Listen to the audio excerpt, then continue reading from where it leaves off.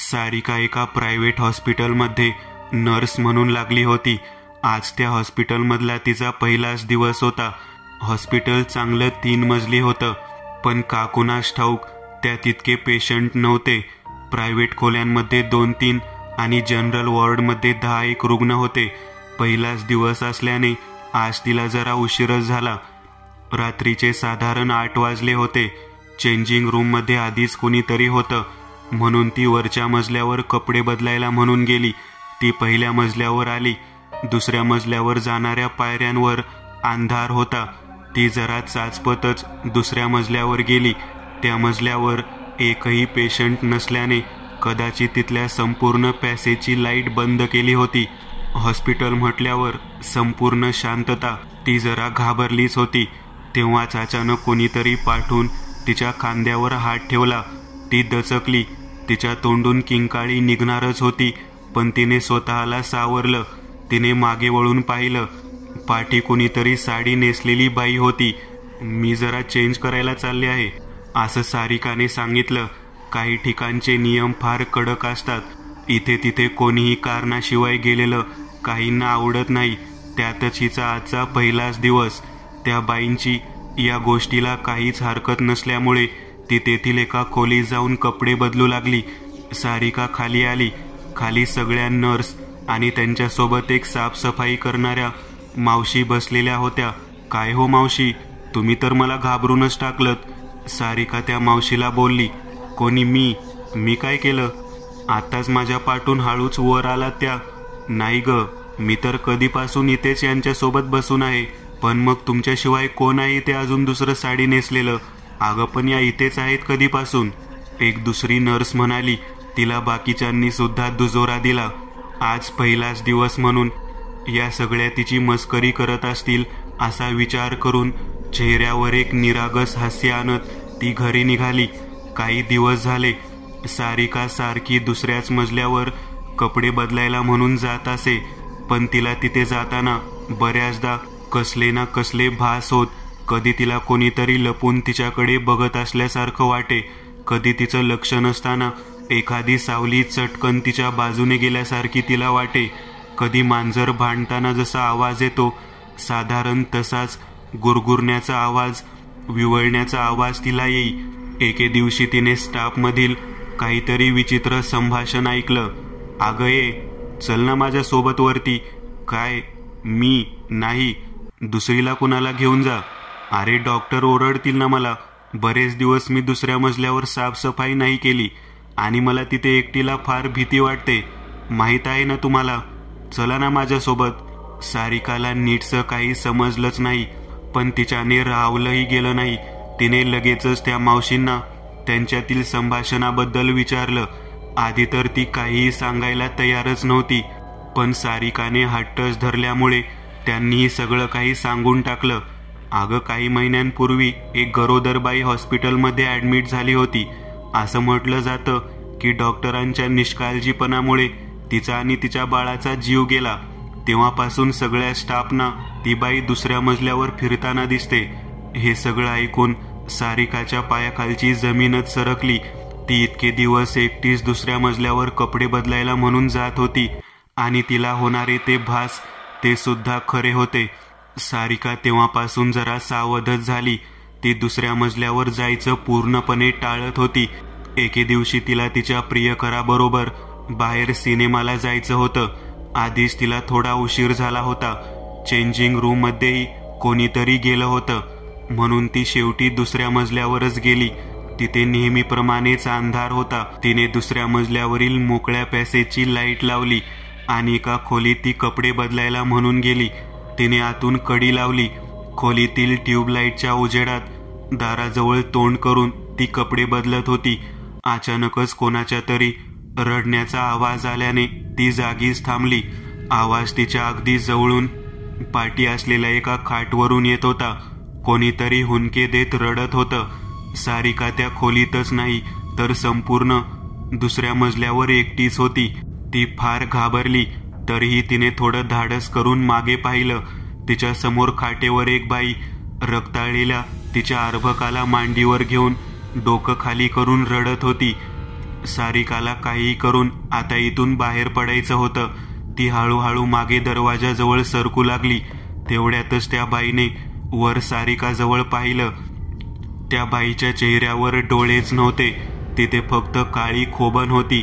काही कळायच्या आतच तिने आपला चेहरा अख्खा उघडला आणि तिने एखाद्या मांजरासारखी किंकाळी फोडली. सारिकाचं अंग शहारलं, तिचे हातपाय थरथरू लागले. कसं तरी तिने त्या खोलीच्या दाराची कडी काढली आणि बाहेर येऊन तिने खोलीला बाहेरून कडी लावली. देवा प्लीज मला यातून वाचव, मी पुन्हा या मजल्यावर कधीच नाही येणार, असं म्हणत ती धावतच तिथून निघाली. ती पायऱ्या उतरणार इतक्यातच तिला पायऱ्यांवर उभी असलेली तीच बाई दिसली. यावेळी तिच्या पोटापासून खालपर्यंतचे तिचे कपडे रक्ताने माखले होते. तिच्या पायाखाली सगळं रक्त पडलेलं होतं. काही कळायच्या आतच अचानक तिच्या खांद्यावर कुणाचा तरी हात पडला. तिने मागे वळून पाहिलं तर तीच बाई, विस्कटलेले केस, उघडं तोंड, डोळ्यांची ऐवजी नुसती खोबण. सारिका भोवळ येऊन खाली पडली. काही तासांनी ती शुद्धीत आली. तिला हॉस्पिटलच्याच एका बेडवर ठेवलं होतं. तिच्या चारही बाजूंना स्टाफ मेंबर्स, डॉक्टर होते. तिचं लक्ष सहजच त्या खोलीबाहेर गेलं. ती बाई तिथे तिच्या रक्ताळलेल्या बाळाला घेऊन त्यांच्या खोलीबाहेर फिरत होती. सारिकाने दुसऱ्याच दिवशी ती नोकरी सोडून दिली. ती नोकरी सोडून देण्याचं कारण जरी तिने कोणालाच सांगितलं नसलं तरीही त्यामागचं खरं कारण काय असावं याचा अंदाज मात्र सगळ्यांनाच आला होता. दुसरा अनुभव, माणुसकी. वासुबाई आणि वीणाबेन गुजरातमधील एका शहरात राहतात. आज दोघंही प्रवासाला निघण्याची तयारी करीत होते. 3 दिवसांची सुट्टी मिळणार होती. व्यवसायानं ते दोघेही डॉक्टर आहेत, त्यामुळे खूप मोठी सुट्टी ते घेऊच शकत नाहीत. परंतु जेव्हा केव्हा त्यांना 2-3 दिवसाची सवड मिळते तेव्हा तेव्हा ते त्या काळात 2-3 दिवस कुठल्या तरी ठिकाणाला भेट देतातच. आज त्यांचा इंदोर, उज्जैनला भेट द्यायचा विचार होता. ते दोघेही जेव्हा एकत्र वैद्यकीय महाविद्यालयात शिकत होते तेव्हाच ते दोघं एकमेकांच्या प्रेमात पडले होते आणि वैद्यकीय शिक्षण पूर्ण होता होता त्यांच्या प्रेमाचा वटवृक्ष तयार झाला होता. वैद्यकीय शिक्षण पूर्ण झाल्यावर दोघांनी आपल्या कुटुंबियांच्या संमतीनं विवाह केला.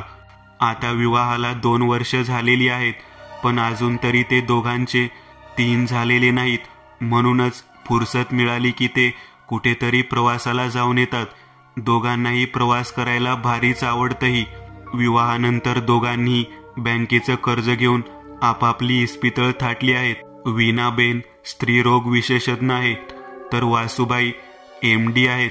दोघेही निष्णात डॉक्टर असल्यामुळे त्यांचा व्यवसाय चांगला सुरू आहे. तर त्या दिवशी ते आपल्या कारनं प्रवासाला निघाले. आकाशात ढगांनी गर्दी केली होती. मध्य प्रदेशाची सीमा अजूनही जवळपास 200 किलोमीटर दूर होती.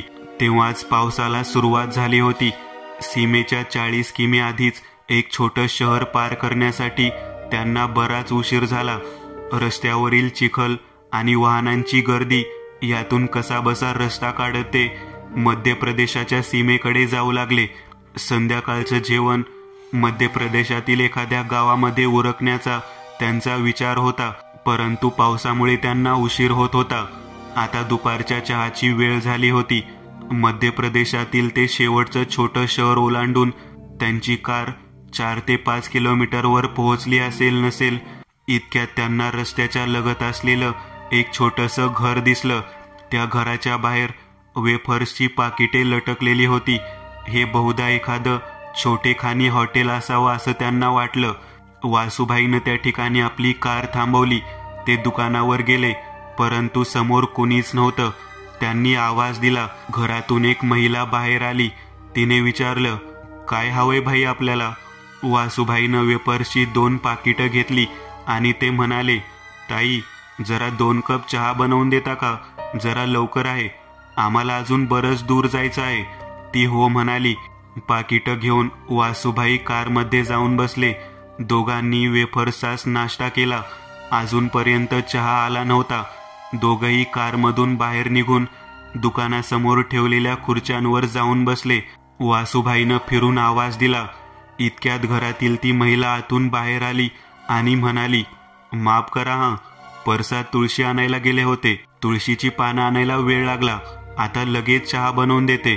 काही वेळानंतर एका प्लेटमध्ये 2 मळकट कप घेऊन त्यातून गरमागरम चहा घेऊन ती बाहेर आली. ते मळके कप बघून वासूबाई एकदम अपसेट झाले आणि आता त्यावर ते काही बोलणार इतक्यात वीणाबेननं वासूबाईंच्या हातावर अलगद आपला हात ठेवला आणि काहीही न बोलण्याचा त्यांना इशारा केला. दोघांनी चहाचे कप आपल्या हाती घेतले. चहाला मस्त आल्याचा आणि तुळशीच्या पानांचा सुगंध येत होता. दोघांनीही चहाचा एक घोट घेतला. इतका स्वादिष्ट आणि सुगंधित चहा ते दोघेही जीवनात पहिल्यांदाच पीत होते. त्यांच्या मनाची अस्वस्थता कुठल्या कुठे पळून गेली. चहा पिऊन झाल्यावर वासूबाईंनी त्या महिलेला विचारलं, किती पैसे झाले? महिला म्हणाली, 20 रुपये. वासूबाईनं 100ची नोट पुढे केली. महिला म्हणाली, भाऊ सुट्टे पैसे नाहीत, कृपया 20 रुपये सुट्टे द्या ना. वासूबाईनं 20 रुपयांची नोट देऊ केली. महिलेनं 100ची नोट परत केली. वासूबाई म्हणाले, आम्ही तर वेफर्सची पाकिटही घेतली आहेत. महिला म्हणाली, 20 रुपये त्याचेच झाले, चहाचे पैसे नाही घेतले. अरे चहाचे पैसे का नाही घेतलेत? ती म्हणाली, आम्ही चहा विकत नाही, हे हॉटेल नाही. मग आपण चहा कशाला बनवून दिलात? आपण अतिथी आहात. आपण चहा मागितला. आमच्यापाशी दूधही नव्हतं. आमच्या छोट्या मुलाकरता थोडं दूध वेगळं काढून ठेवलं होतं, परंतु आता तुम्हाला नाही कसं म्हणायचं, म्हणून मग मुलासाठी बाजूला काढून ठेवलेल्या दुधाचा चहा तुम्हाला करून दिला. मग आता त्या छोट्या मुलाला काय पाजणार? एक दिवस दूध प्यायला मिळालं नाही म्हणून काही तो मरून नाही जाणार. याचे वडील आजारी आहेत. ते शहरात जाऊन दूध आणू शकले असते, पण त्यांना कालपासून ताप आहे. आज जर ते बरे झाले तर उद्या सकाळी गावात जाऊन ते दूध घेऊन येतील. वासूबाई त्या महिलेचे हे बोलणं ऐकून एकदम गप्प झाले. त्यांच्या मनात विचार आला, या महिलेनं हे तिचं हॉटेल नसून घर असताना सुद्धा आपल्या मुलासाठी काढून ठेवलेल्या दुधाचा चहा बनवून दिला, आणि ते सुद्धा केवळ एवढ्यासाठीच की मी मागितला म्हणून. आणि मी अतिथी आहे आणि अतिथीनं काही मागितलं आहे असं समजून. संस्कार आणि सभ्यता यामध्ये ही महिला माझ्या खूप पुढे आहे. ते त्या महिलेला म्हणाले, आम्ही दोघेही डॉक्टर आहोत. आपले पती कुठे आहेत? महिला त्यांना घराच्या आत घेऊन गेली. घरातलं दारिद्र्य बघता क्षणीच लक्षात येण्यासारखं होतं. आत एका खाटेवर एक गृहस्थ झोपून होता. फार हाडकुळा दिसत होता. वासूबाईनं जाऊन त्याच्या कपाळावर आपला हात ठेवला. त्याचं कपाळ बरंच गरम वाटत होतं. त्या गरम कपाळावर ठेवलेला त्यांचा हातही गरम झाला होता. थंडी आणि तापामुळं त्या गृहस्थांचं सर्वांग थरथरत होतं. वासूबाई परत आपल्या कारपाशी गेले. कारमधून त्यांनी आपली औषधाची बॅग उचलली. त्यातून 2-3 औषधी गोळ्या काढून त्यांनी त्या आजारी माणसाला पाण्यासोबत घ्यायला सांगितल्या आणि ते त्याला म्हणाले, केवळ या गोळ्यांनी हा रोग बरा होण्यासारखा नाही. मी हा असाच मागल्या शहरात जाऊन इंजेक्शन आणि सलाईनची बाटली घेऊन येतो. वीणाबेनला रोग्यापाशी बसायला सांगून ते गाडी घेऊन शहरात गेले. तिथून अर्ध्या तासामध्ये सलाईनची बाटली आणि इंजेक्शन्स घेऊन ते परत आले. सोबतच त्यांनी दुधाच्या पिशव्याही आणल्या होत्या. त्यांनी पहिल्यांदा त्या आजारी माणसाला इंजेक्शन दिलं. सलाईनची बाटली वर भिंतीला लटकवून त्याला सलाईन लावलं. सलाईनची बाटली संपेपर्यंत ते दोघेही डॉक्टर पती पत्नी त्याच्या उशाशी बसून होते. त्या महिलेनं पुन्हा एकदा तुळशी आणि आलं घालून केलेला चहा दोघांनाही प्यायला दिला. दोघांनीही चहा घेतला आणि चांगला चहा पाजल्याबद्दल त्या महिलेचे फिरून एकदा आभार मानले. जेव्हा आणखी काही वेळानंतर त्या आजारी माणसाची तब्येत थोडी सुधारली, तेव्हा मग डॉक्टर आपल्या पुढील प्रवासाला रवाना झाले. 3 दिवस इंदोरला उज्जैनला राहून जेव्हा ते परतले, तेव्हा येताना त्यांनी त्या महिलेच्या मुलासाठी ढीगभर खेळणी आणि दुधाची पाकिटं आणली. त्यांनी त्याच दुकानासमोर आपली गाडी उभी केली. बाहेरूनच त्यांनी त्या महिलेला आवाज दिला. आवाज ऐकून ती दोघंही नवरा बायको घराबाहेर आले. समोरच्या डॉक्टरांना पाहून त्यांना खूप आनंद झाला. तो आजारी माणूस सांगू लागला, डॉक्टर, तुम्ही दिलेल्या औषधांनी मला लगेच दुसऱ्या दिवसापासूनच बरं वाटू लागलं होतं. वासूबाईंनी त्याच्या लहान मुलाला खेळणी दिली. दुधाची पाकिटं त्या महिलेच्या हवाली केली. फिरून एकदा तशाच आलं तुळशी पान घातलेल्या चहानं त्या डॉक्टरांचं स्वागत झालं. आता दोन्ही कुटुंबात आपलेपणा निर्माण झाला होता. वासूबाईंनी आपलं व्हिजिटिंग कार्ड त्यांच्या हाती ठेवलं आणि म्हणाले, तुमचं जेव्हा केव्हा आमच्या गावी येणं होईल तेव्हा आमच्याकडे नक्की या. त्यानंतर ते दोघंही आपल्या गावी रवाना झाले. शहरात परतल्यावर वासूबाई त्या महिलेची गोष्ट विसरले नाहीत. त्यांनी आपल्या मनाशीच एक निर्धार केला. आपल्या इस्पितळातील रिसेप्शनवर बसलेल्या व्यक्तीला ते म्हणाले, येथून पुढे आपल्या इस्पितळात जे कोणी रोगी येतील त्यांचं नाव तेवढं रजिस्टरवर नोंदवायचं. त्यांच्याकडून फी वसूल करायची नाही. फी मी स्वतःच त्यांच्याकडून घेईन. आणि मग त्या दिवसापासून जेव्हा पेशंट त्यांच्या दवाखान्यात येत ते गरीब असतील तर त्यांच्याकडून डॉक्टर फी घेत नसत. केवळ ऐपत असलेल्या पेशंटकडूनच ते फी घेऊ लागले. हळूहळू शहरात त्यांची भरपूर प्रसिद्धी झाली. दुसऱ्या डॉक्टरांच्या कानावरही प्रसिद्धी पडली. तेव्हा यामुळे आपली प्रॅक्टिस कमी होईल आणि लोक आपली निंदा करू लागतील अशी त्यांना भीती वाटू लागली. त्यांनी असोसिएशनच्या अध्यक्षांना हे सांगितलं. असोसिएशनचे अध्यक्ष डॉक्टर वासूबाईंना भेटायला आले आणि ते त्यांना म्हणाले, आपण हे सारं कशासाठी करीत आहात? तेव्हा वासूबाईंनी जे उत्तर दिलं ते ऐकून असोसिएशनचे अध्यक्ष देखील प्रभावित झाले. वासूबाई म्हणाले, मी माझ्या जीवनातील प्रत्येक परीक्षेत मेरिटमध्ये पहिल्या क्रमांकाने पास होत आलेलो आहे. MBBS मध्येही MD मध्येही गोल्ड मेडलिस्ट होतो. परंतु सभ्यता, संस्कार आणि अतिथी सेवा यात ती खूप गरीब असलेली गावातली महिला माझ्या समोर निघून गेली आहे. मग मी कसा मागे राहू? म्हणूनच मी अतिथी सेवा आणि मानव सेवा यातही गोल्ड मेडलिस्ट होणारच. तेवढ्यासाठी मी ही सेवा सुरू केली आहे. आणि मी तर म्हणतो की आपला वैद्यकीय व्यवसाय हा मानव सेवेचाच व्यवसाय आहे. सगळ्या डॉक्टर लोकांना मी आवाहन करतो की त्यांनी सेवा भावनेने आपला व्यवसाय करावा. गरिबांची निशुल्क सेवा करावी, उपचार करावा. हा व्यवसाय केवळ कमाईचा व्यवसाय होऊन राहायला नको. भगवंतानं आपल्याला मानव सेवेची संधी दिलेली आहे. असोसिएशनच्या अध्यक्षांनी वासूबाईंना प्रणाम केला आणि त्यांना धन्यवाद देत ते म्हणाले की मीही यापुढे याच भावनेने माझा व्यवसाय चालवणार आहे. व्यवसायात माणुसकी जपली तर पुण्यही पदरी पडतं. माघारपण ही घटना आहे मे 1997 सालची. माझा गावचा जिवलग मित्र रम्याचं लग्न होतं. त्यानिमित्ताने मी चांगलीच 15 दिवसाची सुट्टी घेऊन गावी आलो होतो. रम्या म्हणजे आमच्या गावातल्या धनाढ्य सावंतांचा एकुलता एक मुलगा. त्यामुळे लग्न अगदी राजेशाही थाटात झालं. लग्नाच्या सर्व विधी परंपरा झाल्या. त्यानंतर नवीन वहिनी 4-5 दिवस माघारपण म्हणून माहेरी गेल्या. आता बायकोला आणायला रम्याला सासरी जावं लागणार होतं. त्या दिवशी संध्याकाळी मी माझ्या कुटुंबासोबत छान चहा घेत बसलो होतो. तेवढ्यातच रम्या त्यांची जीप घेऊन दारात हजर झाला. श्रीमंतीमुळे रम्याकडे तेव्हाची महिंद्रा जीप होती. त्या जीप दार नसायची, त्या जागी खाकी पडदे असायचे. चल सोबत, आज आपल्याला माझ्या सासरवाडीला जायचंय वहिनीला आणायला, रम्या म्हणाला. तोच माझ्या आजीने त्याला मध्येच रोखून बोलली, आता एवढ्या संध्याकाळी का जायचं? रात्र होईल पोरांनो तुम्हासनी. आणि आज अमावस्या आहे, उद्या जा. पण मोठ्यांचा ऐकेल तो रम्या कसला. माझ्या घरच्यांना थोडी लाडीगोडी लावून शेवटी त्याने सर्वांची मंजुरी घेतली. मी उंडगायलाच गावी आलो होतो. घरचे तयार होताच लगेच तयारी करून जीपमध्ये बसलो. आमचा प्रवास सुरू झाला. साधारण 20 किलोमीटर दूर जायचं होतं. रस्ता थोडा कच्चा होता, पण गाडीमध्ये मस्त हवा खात गप्पा मारत आमचा प्रवास चालला होता. बोलता बोलता रात्र कधी झाली हेच समजले नाही. मध्येच जीप खालून दगडाला आदळल्यासारखा आवाज झाला आणि जीपला धक्का बसला. रम्या, गाडी थांबून बघूया का काय झालंय ते? अरे काही नाही होत, खूप वेळा आपटली अशी जीप. थोड्या वेळाने जे व्हायला नको होतं तेच झालं. गाडी तिथून जेमतेम अर्ध्या किलोमीटर चालून धक्का खात बंद पडली. माझ्या चेहऱ्यावरील प्रवासाच्या मजेचा सर्व रंग उतरला.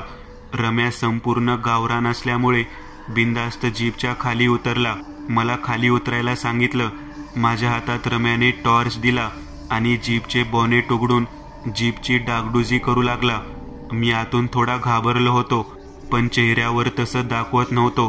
1.5-2 तास जीपची डागडुजी करून ही जीप काही सुरू झाली नाही तर रात्रीचे 10:30 वाजले होते. इथून माझी सासरवाडी फक्त 1.5-2 किलोमीटरवर आहे. आपण चालत जाऊया. मी होकारार्थी मान हलवली. दुसरा पर्याय नव्हता आमच्याकडे.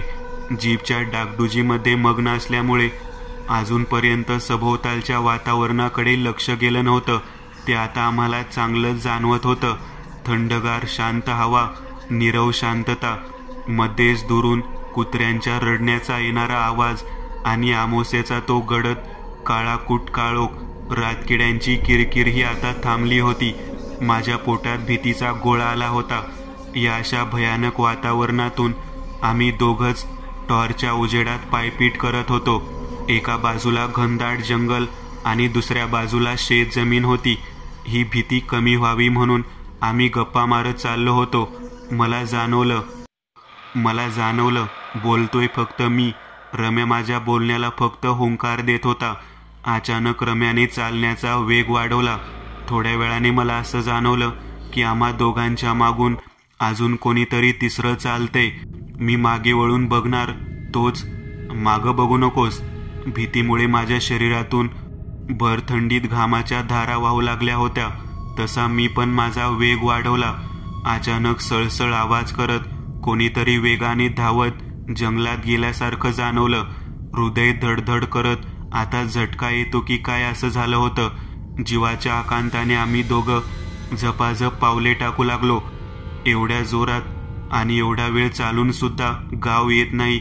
नक्कीच आम्हाला चकवा लागला आहे हे दोघांनाही समजून चुकलं होतं. माझी नजर रस्त्या शेजारील शेतजमिनीकडे गेली आणि काळजाचा ठोका चुकला. शेतजमिनीच्या बांधावरून पांढरा फट साधारण 9-10 फूट बाईच्या आकाराची आकृती काखेला लहान मुलाला घेऊन आमच्या समांतरच बांधावरून धावत होती. त्या आकृतीचा तिचा आकार लहान मोठा होत होता. तिकडं अजिबात बघू नगस, सरळ वाटणं चालत राहा, हळू आवाजात मला बजावलं. 2 किलोमीटर चालायला 10:30ला निघालेलो आम्ही. आता 3 वाजता गावात येऊन पोहोचलो होतो. तेव्हा कुठे जीवात जीव आला. घराजवळ पोहोचलो. दार ठोकवलं. रम्याच्या सासऱ्यानं शहानिशा करूनच घराचं दार उघडलं. घरात घेतलं. झालेला सर्व प्रकार आम्ही त्यांना सांगत होतो. त्यांनी मध्येच आम्हाला थांबवलं व बोलले, आपण यावर उद्या सकाळी बोलू. सकाळी आम्हाला रम्याच्या सासऱ्यांनी सर्व प्रकार सांगितला. त्यांच्या गावातील एका बाईने दारुड्या नवऱ्याच्या जाचाला कंटाळून आपल्या 5 महिन्याच्या मुलासहित गावाच्या वेशीवर आत्महत्या केली होती. ती येता जाता वाटसरून नासात त्रास देते. रम्याचे सासरे बोलले, तुमचं नशीब बलवत्तर जे तुम्ही तिथून जिवंत परत आलात. मी रम्याला विचारले, रात्री आपण चालत असताना मागून कोणीतरी चालल्याची तुला जाणीव झाली होती का? कोणी एकटा दुकटा आपल्या मागून चालत नव्हता गड्या. चांगल्या 15-20 पांढरेफट आकृत्या आपल्या मागं येत होत्या. रम्याचे सासरे म्हणाले, आणि त्या आकृत्या तुमच्या मागोमाग आमच्या घरापर्यंत येऊन पोहोचल्या होत्या.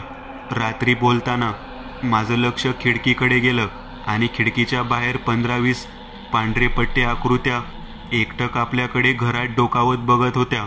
म्हणून तुम्हाला बोललो की आपण यावर सकाळी बोलू. मला समजून चुकले की आमचा काळ आला होता पण वेळ आली नव्हती. सकाळी मेकॅनिकला बोलून सर्वात आधी गाडी दुरुस्त करून रम्याच्या बायकोसहित आमचा गाव गाठला.